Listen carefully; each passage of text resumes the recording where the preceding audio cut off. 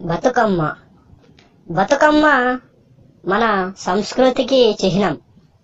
అటువంటి బతుకమ్మ నేడు చప్పట్లతో ఆడే ఆట మర్చిపోబోతున్నారు.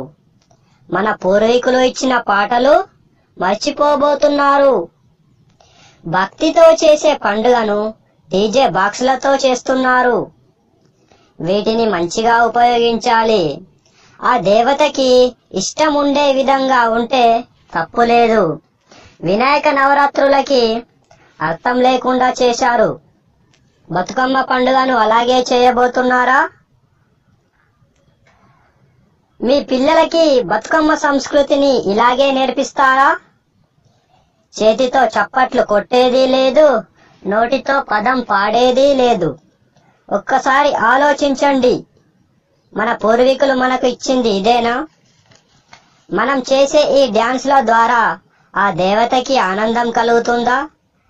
సాంస్కృతిక నృత్యం చేయాలి తప్ప ఇష్టం వచ్చిన పాటలతో పండగ జరిపితే ఎలా? ఒక్కసారి ఆలోచించండి. ఆ దేవత దగ్గర ఎలాంటి పాటలు ఉండాలి అని. కొన్ని చోట్ల మంచి పాటలు ఉంటున్నాయి. అవి అలా అలా వెళుతూ వేరు పాటల వరకు వెళ్తున్నాయి. కొన్ని చోట్ల ఐటెం సాంగ్స్ తో ఐటెం పాటలతో డ్యాన్స్ చేస్తున్నారు. ఇది బతుకమ్మ పండుగలో భాగమా?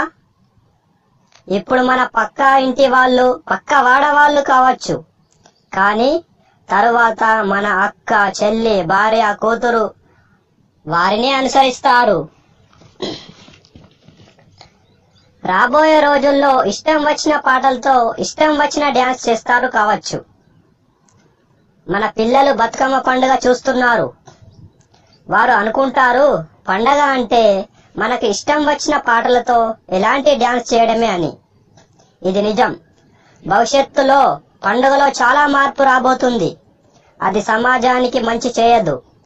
సమాజమా, మేల్కొండి. బతుకమ్మ పండుగకు డీజేలను, అన్య పాటలను బహిష్కరించండి. సంస్కృతిని రక్షించండి.